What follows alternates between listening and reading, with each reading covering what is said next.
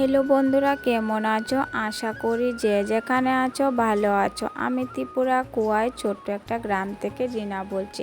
সকালবেলা গোবর জল দিয়ে উঠানটাকে ছিটিয়ে দিলাম বন্ধুরা। তারপর উঠানটাকে ঝাড়ু দিয়ে দিলাম, কারণ উঠানে অনেক পাতা পড়েছে। গ্রামের বাড়ি তো গাছপালা বেশি থাকে, তার জন্য পাতা পড়ে উঠানটা একদম নোংরা হয়ে থাকে। তো নোংরা হয়ে থাকলে একদম ভালো লাগে না আমার নিজের কাছে। তো ওইদিকে উঠানটা ঝাড়ু দিয়ে তারপর কলপাড়ে চলে আসলাম বাসন নিয়ে। তো বন্ধুরা, জল এখনও আসেনি। কালকে জল এসেছিল, ড্রাম ভর্তি জল রেখে দিলাম। তো ড্রামের জল দিয়ে বাসি কাজটা সকালবেলা সেরে নিলাম।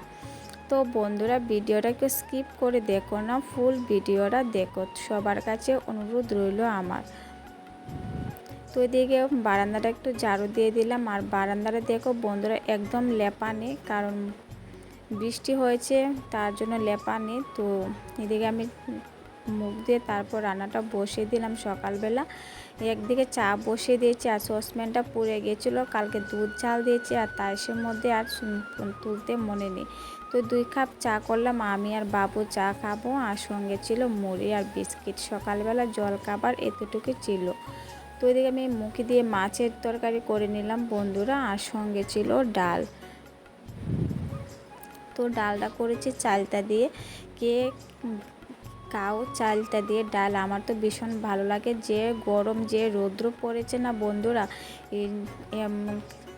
চুকা ডাল খাইলে ভালো লাগবে। আর সঙ্গে ছিল জালি ভাজা আমরা গাছের। তো এটা দিয়ে খেলাম সকাল দুপুর। তো এদিকে রান্না করে তারপর গ্যাসের চুলাটা টেবিলটা মুছে নিলাম বন্ধুরা, কারণ তেল চিটকা পড়ে থাকলে একদম ভালো লাগে না। আর এদিকে রান্নাঘরটাও ঝাড়ু দিয়ে দিলাম বন্ধুরা। ঘর দুয়ার যদি নোংরা হয়ে থাকে আমার একদম ভালো লাগে না। পায়ে পরিষ্কার থাকলে নিজের কাছেও ভালো লাগে, দেখতেও ভালো লাগে।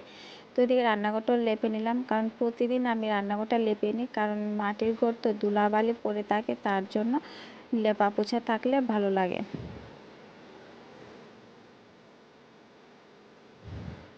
তারপর বারান্দাটাও লেপে নিলাম, কারণ বারান্দাটাও মাটি রয়েছে, এখনও পাকা করা হয়নি। তো এটাও লেপে নিলাম, কারণ ধুলাবালি পড়ে থাকলে তো একদম ভালো লাগে না। তো আশা করি আজকে ব্লগটা তোমাদের একটু হলেও ভালো লাগবে।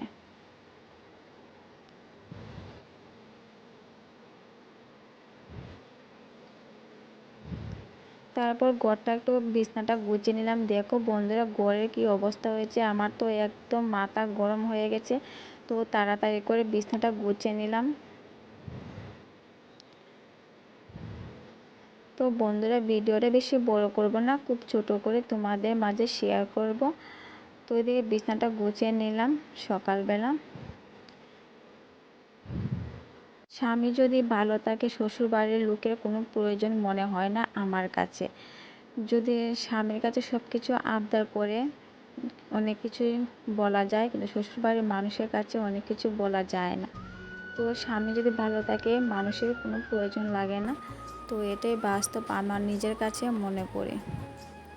তো আমি 2-1 দিন ভিডিও দিতে পারিনি কিছু সমস্যার জন্য, কারণ শরীরটা এত খারাপ করেছে না বন্ধুরা, ভিডিও দিতে পারছিলাম না। তো এদিকে টেবিলটাও গুছিয়ে নিলাম। তো এখন চেষ্টা করব ডেইলি ব্লগ দেওয়ার।